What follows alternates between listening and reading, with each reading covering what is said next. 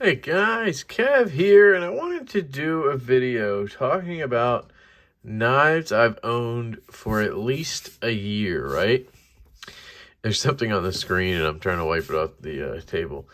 So these are knives that I've owned for at least a year, and I'll tell you what guys, there's not many of them.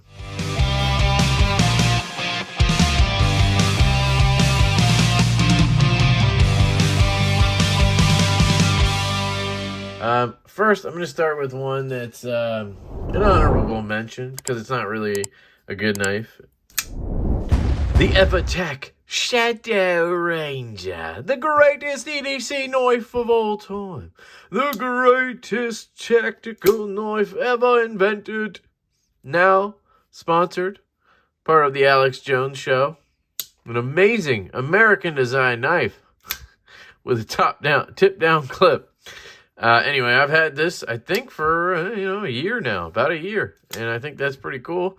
And the reason that's cool is because we kind of started, a little bit of a community around it. And that's what's cool. You know what I mean? So anyway, that's Shadow Ranger, and that's a joke. I'm not going to count any other gas station knives. So this list is short, guys. There's like 3 knives, I think. Oh, no, there's more. We'll get into it. Okay. I'm going to go down my collection here and pick the ones I've had for more than a year. First up, the Nimble, guys. Pretty sure I got this just about a year ago. It might have been in May, but come on. Come on. Come on. It's got to count. I ordered it in like February last year, so it does count, all right?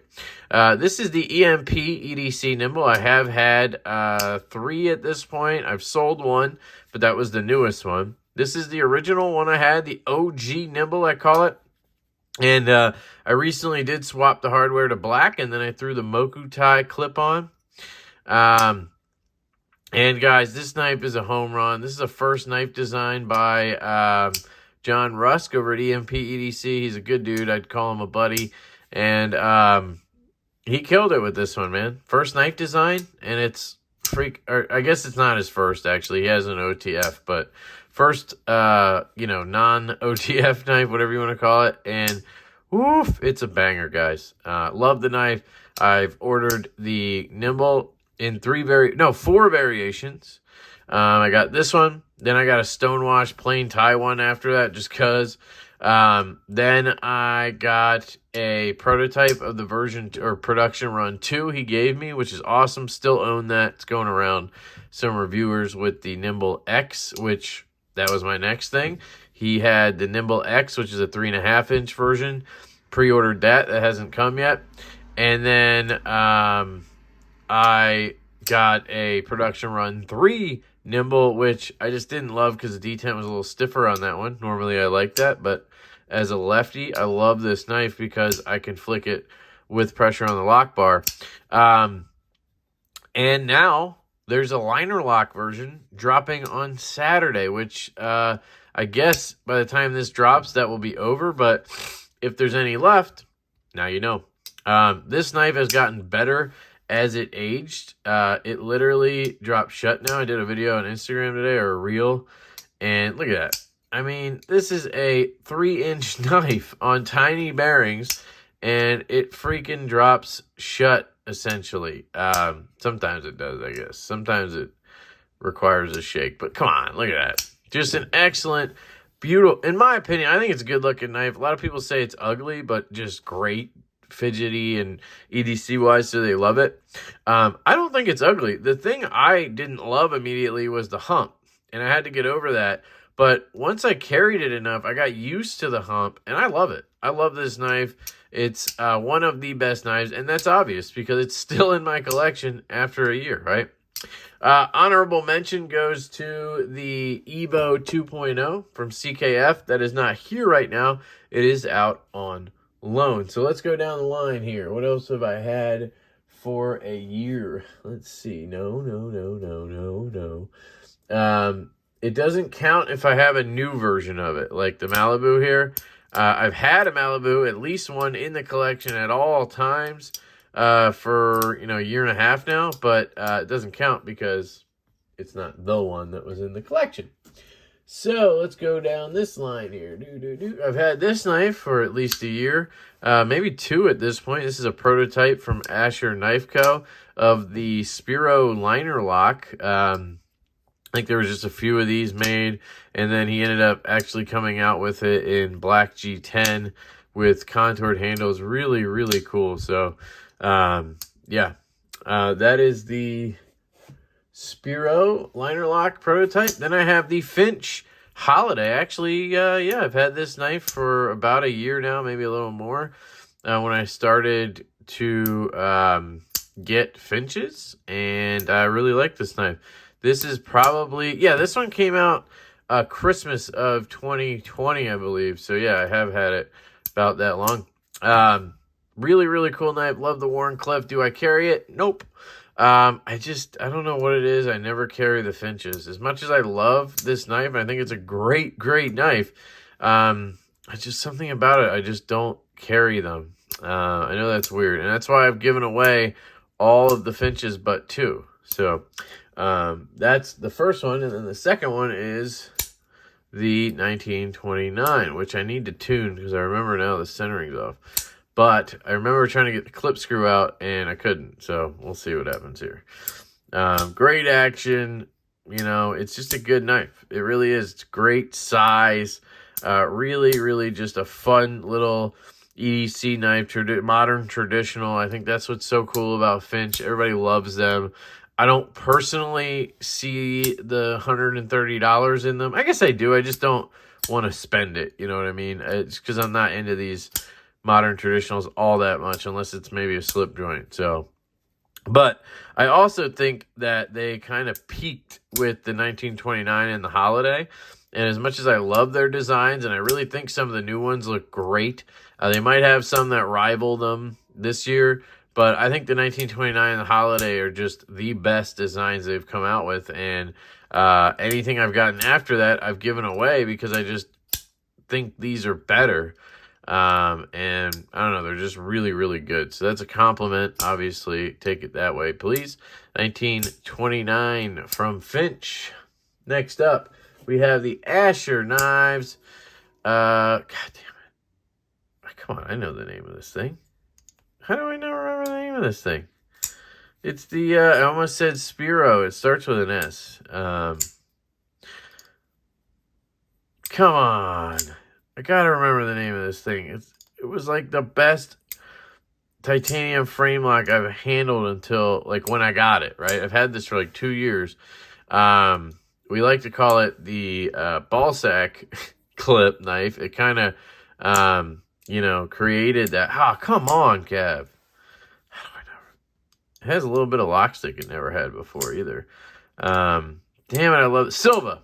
Damn it, got it. It's the Ohlone Knives Silva, and it always has reminded me of like a Almar knife or something. Just a really good knife. It was $95 when I got it. S35EN and titanium 2 years ago for $100. That basically dropped shut. Was incredible to me, honestly. And you know, it's a flipper only, one of the only flipper onlys I have. I just for some reason have never let this knife go. I love Ohlone Knives. I love Justin over there, and I have a bunch of Ashers. I do give away most of them, but I keep a lot. I think these are the 2 I've had for over a year, because he always comes out with a 2.0 or a 3.0 or something, and then I replace him. Yeah, I don't know why. There's a little bit of stick there, but there never was before. Probably just need to clean something. Looks like I put skiffs in here. Am I that crazy? I did. No, I don't know. I can't tell. Maybe not. I don't think I would have done that. But anyway, that is the Ohlone Silva. Really cool knife. Oh, yeah. I've had this one for a year. This is the Stinger from, obviously, Farron Forge Knife Works. We made knife. Really comfortable in hand. Great knife. This normally has a flipper tab. But, of course, the one I got was a lemon. Had no detent. So, I had a flipper delete done by BJ Hill, and then he also heat anodized the hardware. I added scales from Cerberus knives, and yeah, and then I tuned the detent a little bit to tighten it up a little. Then I had to lighten it up a little bit, and I kind of got it perfect now. Great action. Just never carry this knife. This is a gift from Jake over at Bearded Gear. The original knife was. And yeah, really enjoy this knife. Keep it because of that. But I also just keep it because it's a budgety knife, and you know, they're not worth all that much. And I don't want to give it away because Jake gave it to me and I put some money into it, but I honestly just never carry it. It's just one of those that stays in the collection, you know. That's the Stinger. Believe it or not, I don't think I've had this a year yet. This is actually my second F5.5 in titanium. I had a carbon fiber one for a long time. I had a titanium one for a long time. It was my knife of the year 2020. But I did sell both of those. I got this one, you know, at some point last year because I regretted selling the titanium one. You can see I haven't carried this a lot because the D10 is still super stout. But yeah, I don't think this counts because I haven't had this specific one a year, and the other one I have is this black denim one, and I definitely have not had that one a year. So next are the Demcos, which are definitely not a year old, and then I got this, the Ohlone Knives Goat version 2. I've definitely had this for a year. I think this is the longest tenured knife in my collection. And another flipper only. You can see I used to like flippers a lot, just flipper only knives. Really like this one. It's been modded a few times. Knife Modders did a regrind. You got this really cool dye job on the red G10 from MB Wild and the Anno work. Just a really good EDC knife. Still don't understand why this didn't take off a little more. They're still available at Urban EDC Supply. Use my link below and pick one of these bad boys up. I mean, it's really a good EDC knife. Yeah, it's $279, but it's made by Riot. I mean, it's the price of a stout, and you can get it for, you can get a Riot made really cool knife with a belt set, and I think that's worth it, an M390. Would I get the stout over it? Of course, but, you know, if you got some extra money to play with, or if you like, you know, flipper-only knives, I just think it's a really sexy, great little EDC knife. But hey, to each their own. Apparently it didn't take off as much as I thought it would. I think it kind of has Laconico vibes, and I dig that, you know, nice deep carry clip. So that is the Oloney Goat version 2. And then I think the last knife, I think it's the last one, guys, is, yep, the last one is going to be the Kunwu Towel. So I've definitely had this knife about a year. They came out, I think, in April last year. The Kickstarter shipped. They just launched and shipped the Tau X, which is an Axis style lock version of this knife in a little bit smaller size. I am supposed to be getting those from Kunwu. I was going to Kickstarter them, but they said not to. They'd give them to me, but then they never did. So we'll see what happens. But yeah, the Tau is just, I mean, look at this action, guys. This is what makes me believe that Kunwu can make excellent knives. And Devo knives, we're going to try to use them on something. Just, I really want to see if we can get them to this level as an OEM, right? This is their own work, right? So they're going to put a lot into it. And if we can get them to match this on one of our designs, I think that would be a really nice combination right there. It's a front flipper, and you also have the back flipper. The really two negatives to this knife are the clip is really, you know, sort of thin and janky, and then